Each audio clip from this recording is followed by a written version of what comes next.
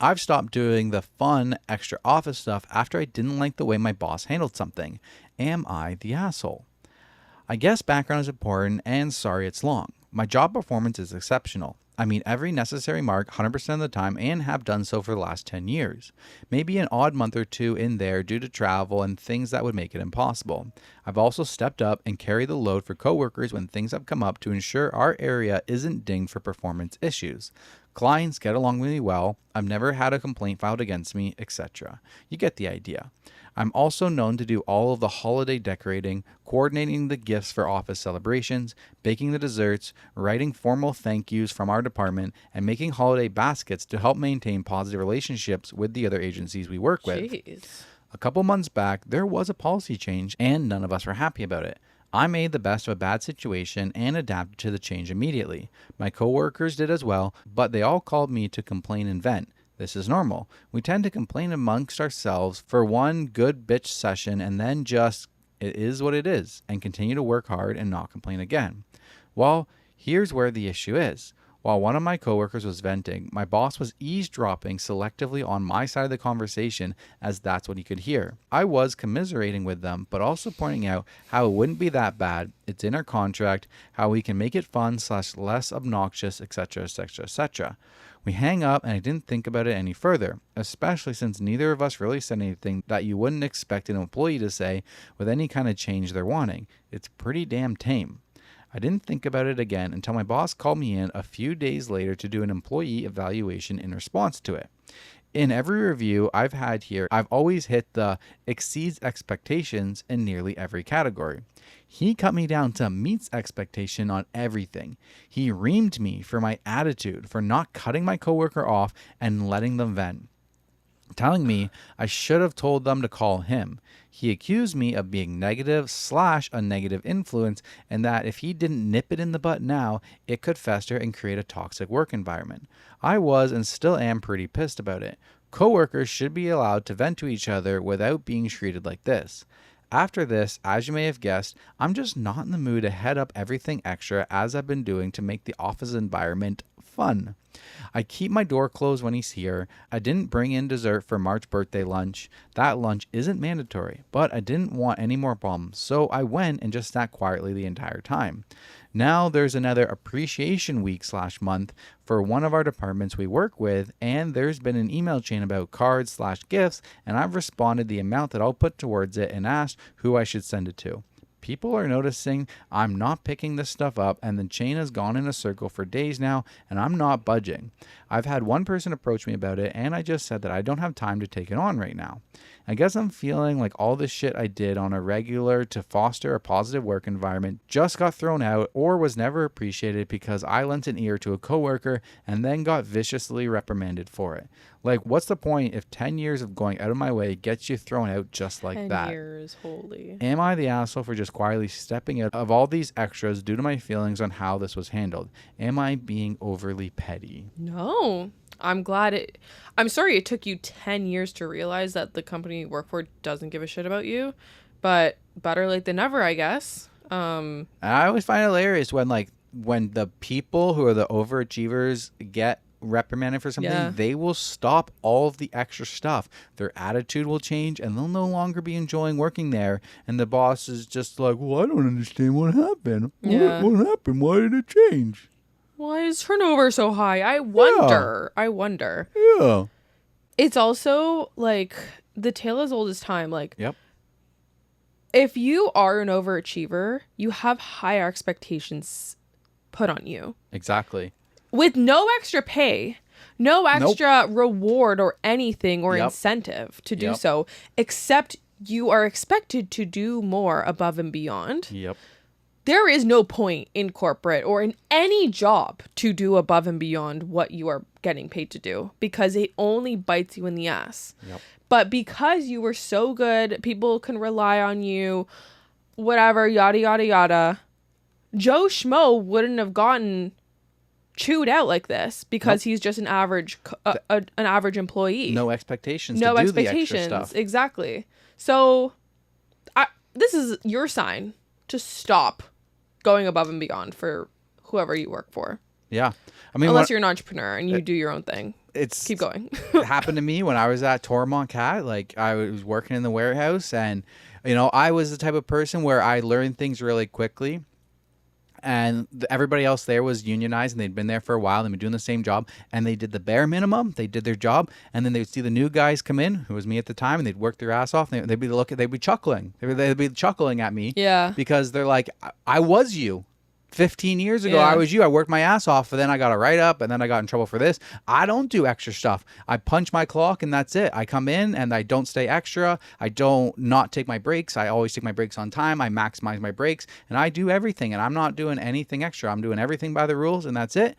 And I do remember, like, I was really good at learning stuff where I knew every area in the warehouse. I could do every station, and then I got tossed around a lot, and then I had to train the people and stuff. I'm like, well, and then other people were like, no, I'm doing this job and that's it, and they did the bare minimum. And I always used to think they were miserable, and it always happens. The new people come in, they think the old people are miserable, but the old people have been beat down by their job. Yeah, And they're like, exactly. I'm here to pay my mortgage and punch my clock, put my 40 hours in, and then I'm going home. Yeah. And the young people are like, they got to pick up all the slack. And the supervisor, they're going to go to the person who's going to get the job done fastest and easiest, quickest. And they're always going to go to that person. So my supervisor was like, she was a nice lady, and she liked me because anytime she had a problem, I could solve it. But then that meant she always came to me. And then I would do something that was a little off. I would get in trouble for it. I would get a write-up. And then she would come to me and she'd be like, hey, can you run over here and get that? And it's like, well, I have no pep in my step. I have no hustle. I walk. I do the bare minimum. You ask me to do it. I don't hustle, and I just go slow. And I got no more pep in my step. By the time that I left there, my pep was gone. Yeah. Yeah. So top comment on this post goes, not the asshole. The boss, as the kids call it, favoed. He fucked around and found out. Venting is typically a positive and necessary thing as long as it's handled appropriately. And it sounds as if you were that appropriate bottleneck and sounding board. He was extremely stupid to have not allowed you to explain the situation to him. Stand your ground. Just keep it light, sweet, and, quote, my workload is preventing me from keeping up with those extra tasks about it all. OP replies and says, thank you. I did try to explain it to him as he was marking me down. The real irony is that he was sitting there calling me a potential negative toxic presence that was going to ruin the team morale the day after I had just handed out handmade Valentines to my other teammates. That's crazy. There is no coming back from this. Like, there is no, like, going to your boss's boss and explaining the situation. No, like, once that decision has been made, it's there. Trust is lost. Trust just like is any lost. relationship. Exactly. Trust is lost, and you're never going to feel the same way to do those activities again. And that's just the way it is. And you're always going to have, like, a sour. You're never going to get back to where you were before of, like, loving your workplace and wanting to do that extra stuff. Because there is some positives to those people who go out of the extra way. They make the workplace a great day. They make the work day a great day. They make it a great place to be at, and you enjoy your workplace and you want to do well for the company because, there is the positives of, like, loving your work because we all have to work. We all have to earn money to keep a roof over our head and to pay to keep food on the table. So there's absolutely a place for those positive people in the workplace, and it's just a shame when the companies don't allow that attitude to foster, and it becomes a negative place and there's high turnover and stuff. Because we all have to go to work, we all have to make our money, and it's great when everybody there wants everybody to have a good day. We're not here just to pay our bills. Like, we know we have to pay our bills, so let's make the best out of it. And those people that go the extra way and they make the fun stuff and the fun activities, like at your work, like so many people go above and beyond, like family days come in, they got activities, people putting in extra time they're not necessarily paid for. It creates a very positive work environment where you're like, yeah, I'm happy to be here. I'm happy to punch my clock here instead of somewhere else. Because there's lots of jobs out there, lots of companies, you can get other jobs. So as much as it's like, yeah, when I'm beat down, you don't like to be that. It's if we didn't have those raw people, you'd never enjoy going anywhere. Like, the company's you gotta have some of those raw people that haven't got beat down. But they yet. should be paid accordingly. Agreed.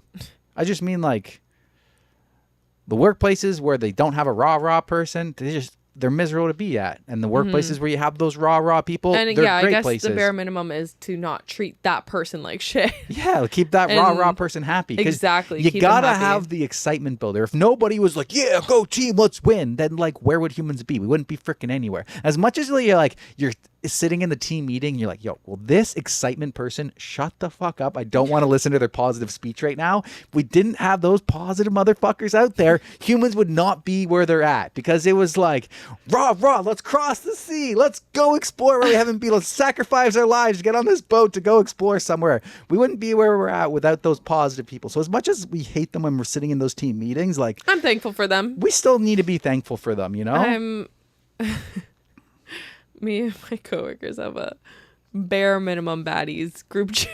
And that's what we are. We are like, I mean, there's people that like to go above and beyond, and you do you. I respect it. I applaud it. I hope you get, all that you deserve out of, like, in terms of compensation and stuff. But me, I am a bare minimum. Yeah, my mom raised me with like a hard work ethic, so I was always like doing 110% until I got shit on. Yeah. Like, I used to work. I was raised the same way as well. Yeah. But and yes, like, I was always like, I have to do the best, keep getting promoted, keep getting good grades, whatever. But yeah, like, public accounting killed me. Like, it killed that motivation. My first job out of university, like, killed my motivation. So why would I? Right? Why would I? I've learned kind of the hard way that it doesn't benefit you. Yeah. I'm sorry, I didn't mean to cut you off. You did cut me off there. I'm really and all the commenters are always like, Denver always cuts trees off and stuff. It happens to me too, guys. Really It's sorry. just the way it is. I was like, me. Sometimes you get an exciting thought. You got to talk. But Sorry. yeah, I always went above and beyond until I got shit on. And then I was like, okay, well, I don't want to do anything above and beyond. So, it is what it is. Yeah. All right. So there is an update that says, so a lot of people have asked for an update. So there was an event that usually requires someone to head up the card, gifts, staff coordination things.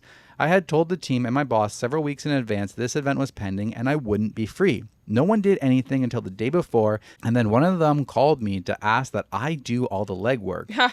I declined, citing that I just did not have the time, which was/is true. My higher-ups cornered me on this a few days later, stating that I had been pulling away.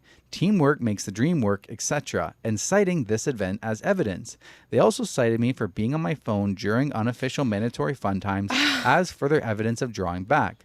I told them that I had given everyone, boss included, weeks of notice that the event was coming up and I wouldn't be available to head it up.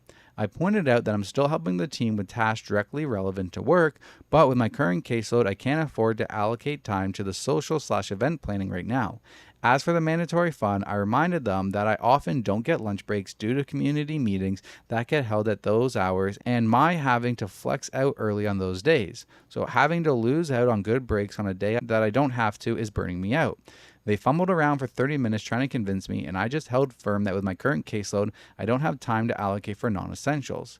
I was told I'm allowed to prioritize my breaks. I've been so busy, I haven't had a chance to attend the community meetings recently, and honestly, this might be another thing I end up coming back on in the long run. Overall, it came across like they're panicked I'm considering leaving. There was a comment about that concern, and I let them know that I'm not planning on leaving, but I am taking time to restructure my priorities now that my caseload has increased. Yeah. I think... Sorry, I was picking my nose. Sorry. I'm not done. Oh. And then it leads right into another update that says, annual performance evaluation is in and is just as dismal as the retaliatory one. I've declined signing it without discussion and have contacted my union. This feels like punitive retaliation. If they can't justify the decreases despite my consistent quality performance, I will be quiet quitting everything that's not a core job function, as continue to do so will feel like chasing an unattainable metric. Quiet quitting is the way to go. Yeah, I feel like, you kind of fucked yourself by being that raw person and deciding, I don't want to be that raw person anymore, because now they're looking at you and like, you're not doing the same things that you've always done for us. Yeah. What's wrong with you? Yeah.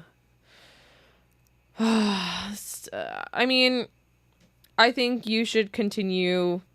If it's not, hindering your mental health, going to this job every day, and you are still okay with working in this toxic environment, I would say your best bet is to stay there and just continue quiet quitting. Yeah. And doing the bare minimum. Exactly. For sure. Because, yeah, who knows? Like, the grass is always greener. Who knows, like, what's going to happen at another place. You have to learn a new job. You've been here for more than 10 years, blah, blah, blah. I would say just do your thing there. Just cut back do on the for a minimum. bit. Yep, exactly. And if they fire you, you can get EI. Exactly.